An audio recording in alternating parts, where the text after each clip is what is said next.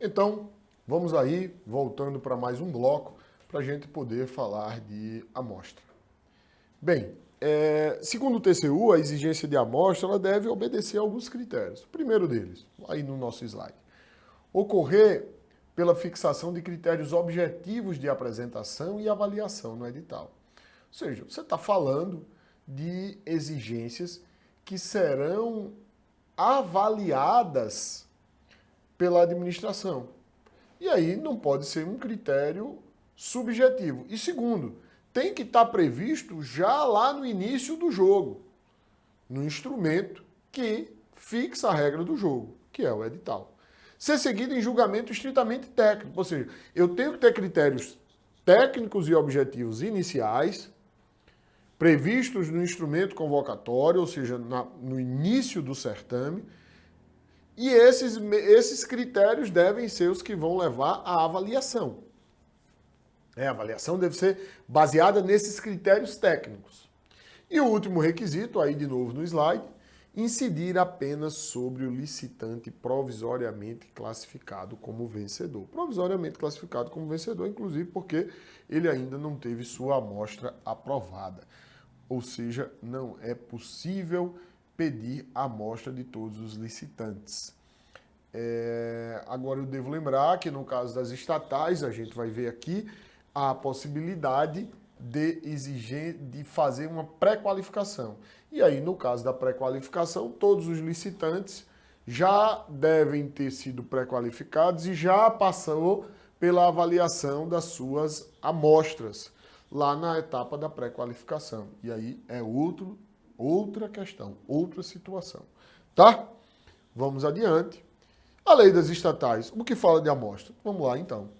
O artigo 47 diz a empresa pública e a sociedade de economia mista, na licitação para aquisição de bens, poderão exigir amostra do bem no procedimento de pré-qualificação e na fase de julgamento das propostas de lance, desde que justificada a necessidade de sua apresentação. Ou seja, eu tenho que justificar porque eu estou pedindo amostra. E os requisitos são aqueles que a gente viu em relação às decisões do Tribunal de Contas da União. Definição de critérios objetivos do instrumento convocatório, avaliação com base nesses critérios objetivos firmados no instrumento convocatório e, se é na licitação, aí a gente vai exigir a amostra só do licitante provisoriamente classificado em primeiro lugar. Se é na pré-qualificação, como diz aqui, aí não, aí já é outra situação, tá? Eu já devo exigir de todos os licitantes na etapa preliminar. Seguindo adiante, eu acho interessante aqui esse dispositivo, vamos ver aí o slide, do artigo 2º da IN, da Secretaria de Governo Digital, a IN1 2019. Aqui no slide, então, vocês veem que ele traz o conceito de prova de conceito. Quem é da área de TI sabe que prova de conceito não seria propriamente uma amostra no sentido da licitação, né? Mas eu destaco aí que a INSGD traz que a prova de conceito, a Proof of Concept, seria uma prova de conceito. Seria uma amostra. Dito isso, vamos passar para o estudo da habilitação. Resgatando aqui aquele posicionamento a que a gente já se referiu de que a habilitação diz respeito à pessoa do licitante, à pessoa de quem está no certame. Eu vou fazer aqui algumas considerações para dizer que toda a sistemática de habilitação de certames, de serviço, e essa minha fala inicial é sobre serviço, porque seriam os casos recorrentes e que são mais polêmicos, ela está prevista na IN5 hoje, a IN que aqui o regulamento de licitação e contrato da Valec faz referência. Está prevista na IN5, mas ela está ali, né, radicada nos entendimentos do Acórdão 1214/2013, voltando aqui para a tela, como vocês veem aí, no Acórdão 1214/2013. Esse julgado resultou de um grupo de trabalho, como já falei, e que trouxe diversas considerações. Agora, Algumas questões desse acórdãos hoje, como eu falo aqui, já estão extremamente discutidas no âmbito da própria jurisprudência do TCU, que já vem revendo esses acórdãos. Esse acórdão, ele toca em aspectos relacionados, sobretudo, às habilitações técnica e econômico-financeira. Embora, em relação às estatais, e voltando aqui para mim, eu vou discutir um pouco com vocês algumas questões relativas à habilitação fiscal. Mas Rafael, como? Que a habilitação fiscal para a gente não existe? É isso mesmo, não existe, mas em alguns casos se prevê, inclusive no regulamento de licitação de vocês, da Valec, há uma previsão lá de exigir habilitação fiscal. Bem, nos termos do artigo 37.21 da Constituição, aqui no nosso slide, a gente vê que o critério de habilitação deve ser previsto em lei, definido em lei. A IN 5, que fala da habilitação de serviço, ela se baseia muito no artigo 27 da Lei 8666, né? E no caso das estatais, que seguem a IN, né, SN, como é o caso da Valec, deve sempre haver uma interpretação da IN com base no 58 da 13.303 e no respectivo regulamento. Voltando para mim, percebam então que é preciso harmonizar. Adotar a IN 5 de 2017 é uma boa prática, diante da ausência de um regulamento.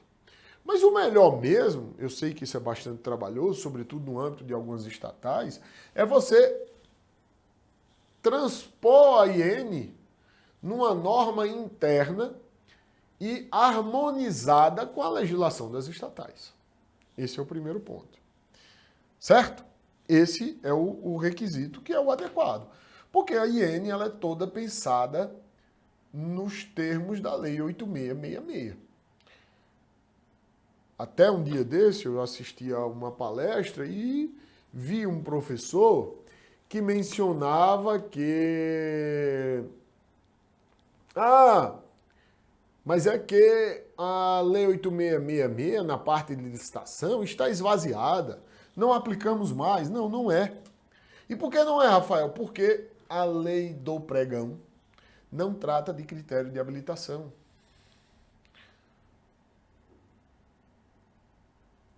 Estou dando um exemplo de habilitação, mas não trata de licitação de diversos outros critérios. Regras sobre licitação internacional. A Lei do Pregão não trata. Recorre-se ao quê? A 8666. Então, todo o sistema de habilitação do pregão está na Lei 8666. Bebe-se lá. E assim, no âmbito das estatais, é preciso haver essa harmonização. Porque senão, a gente cai naquele problema do vício a que eu me referi no início da nossa aula, no início do nosso curso, que é beber na fonte que já existe, aplicando um instituto que tem uma visão totalmente diferente, né? Que tem pressupostos, fundamentos totalmente diferentes. Então precisa fazer essa harmonização. E aí a gente vai ver o que diz a lei das estatais sobre habilitação. O artigo 58, aí que está no slide de vocês, ele diz lá o seguinte: a habilitação será apreciada exclusivamente a partir dos seguintes parâmetros. Inciso 1. Exigência de apresentação de documentos aptos a comprovar a possibilidade da aquisição de direitos e da contração de obrigações por parte do licitante. Habilitação jurídica. Quer dizer, é uma sociedade, ok, cadê o contrato social? Cadê o cartão do CNPJ? Cadê o documento do representante legal? É isso. 2. Qualificação técnica. A qualificação técnica. Restrita à parcela do objeto, técnica ou economicamente relevante. Olha aí, qualificação técnica. Restrita à parcela do objeto, técnica ou economicamente relevante, de acordo com parâmetros estabelecidos de forma expressa no instrumento convocatório. É qualificação técnica e que deve ser exigida só em relação àquela parte que é relevante para demonstrar que o licitante tem condições de bem desempenhar o objeto contratual. Algumas pessoas às vezes dizem assim, é possível dispensar a exigência de qualificação técnica? Claro. Vou comprar fornecimento de combustível. Será que eu preciso de uma qualificação técnica para o posto de combustível? Para um fornecimento de combustível? É tecnicamente relevante isso? Há uma dificuldade? A rigor, no direito comparado, as modalidades de licitação equivalentes ao pregão, elas não têm qualificação técnica. Exatamente por isso, porque, olha, eu presumo que quem está no mercado tem condição de ofertar.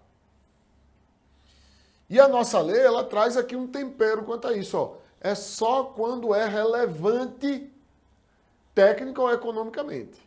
Então aí eu vou comprar a Polícia Federal contratando fornecimento de combustível por meio do gerenciamento de frota e ela quer então aquele serviço do cartão, que quem faz é uma empresa que gerencia e não o posto. Ela tem uma rede de posto credenciada. Isso já é mais complexo, já tem um tecnicismo aí no sistema de cartão, já tem um tecnicismo na questão da rede de posto credenciada. Aí eu já posso partir para exigir. Certo? Capacidade econômica e financeira, que também só deve ser exigida quando há uma necessidade disso. E recolhimento de quantia de título, a título de adiantamento, inciso 4, tratando-se de licitações em que se utilize como critério de julgamento a maior oferta de preço. Esse recolhimento de quantia a título de adiantamento olha, você vai me pagar, vai, garanta aqui, né, que você vai me pagar. E ele coloca-se como critério de habilitação, que eu tenho minhas dúvidas se é o lugar mais adequado. Porém, tá aí. Vamos lá. E a habilitação fiscal, Rafael? Voltando para mim. Cadê? Não tem. A lei não traz requisito de habilitação fiscal. A lei das estatais não estabelece. Ela só prevê a qualificação jurídica, a econômica e a financeira. Ela não prevê a habilitação fiscal. E nem a trabalhista. A gente vai falar sobre isso. Não. Não pode. A habilitação fiscal não pode ser exigida. Por quê? Vou voltar ao slide anterior. Vejam aí. A habilitação será apreciada exclusivamente a partir dos seguintes parâmetros. É exclusivamente. A lei estabeleceu exclusivamente. Só são esses. E como nós já mencionamos agora há pouco, critério de habilitação é específico de lei. Isso não está no comando, no objeto do regulamento de licitação e contrato das estatais. Só a lei é quem pode prever critério de habilitação. No âmbito das estatais, a lei correta é a Lei 13.303, o artigo 58. E ela diz que é exclusivamente esses. E não traz habilitação fiscal. E nem a habilitação trabalhista. Não. Agora, no regimento da VALEC, o artigo 50, vejam aqui, no regulamento interno de licitação da VALEC, é exigida a documentação relativa à regularidade fiscal consistirá em, ou seja, tem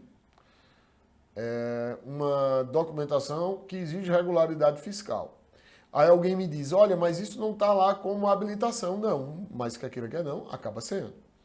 certificado de irregularidade do Fundo de Garantia do Tempo de Serviço, conforme artigo 195, parágrafo 3º da Constituição Federal e artigo 27, a linha A da Lei 8036 de 90. E certificado de irregularidade relativa ao Instituto Nacional do Seguro Social, conforme artigo 195, parágrafo 3º da Constituição Federal e artigo 47, inciso 1, a linha A da Lei 8212 de 91.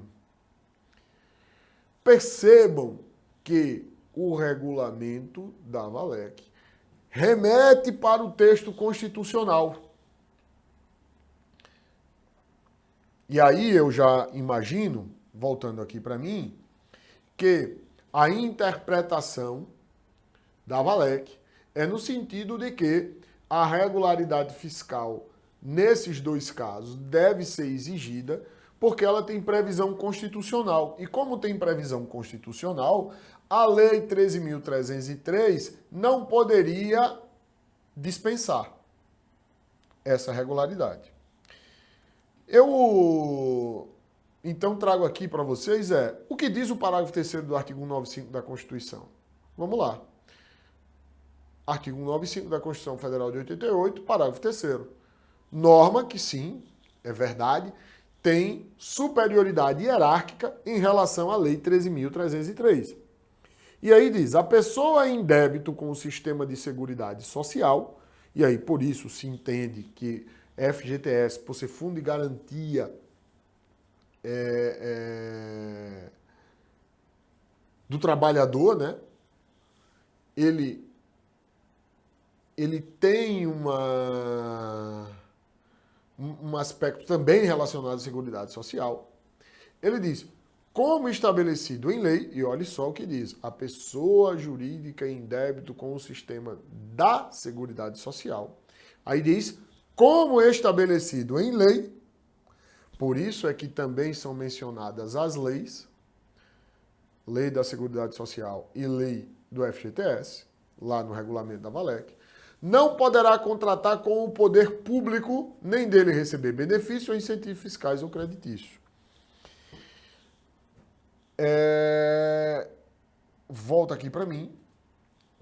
Eu ressalto que esse texto constitucional ele fala de contratar com o poder público. Uma das coisas principais que a gente percebe na Lei 13.303 é exatamente a despublicização do regime jurídico das estatais. O regime jurídico das estatais, ele se aproxima do da iniciativa privada, deixando claro que essas são entidades de direito privado, que têm um vínculo com o poder público, mas que não são poder público. Então, eu deixo aqui essa mensagem. Né? Não seria possível, e estou abordando esse aspecto, apesar de estar no regulamento, fazendo esse questionamento, exatamente porque está no programa do curso, responder esse questionamento, mas não seria possível estabelecer. Não tem ali uma base constitucional para isso, porque não é poder público. Não é poder público, né? Vamos esperar aí que a gente tenha uma decisão e é razoável. Eu acho até que a Valec está sendo extremamente cautelosa e há muita razão nisso, né? Há muita razoabilidade nessa cautela, de não prejudicar, né? Não via cometer uma ilegalidade, uma atuação em desconformidade com a Constituição. Mas eu acredito que a gente pode avançar nesse aspecto e sair dessa exigência, porque ela é para quem contrata com o poder público, né? E as empresas estatais, como eu falei, com a Lei 13.303, tem um regime híbrido ainda, é verdade, mas muito mais próximo do direito privado, exatamente porque elas se desvinculam dessa função de poder, de autoritas de poder público. Certo? Vamos parar por aqui e a gente volta já no próximo bloco.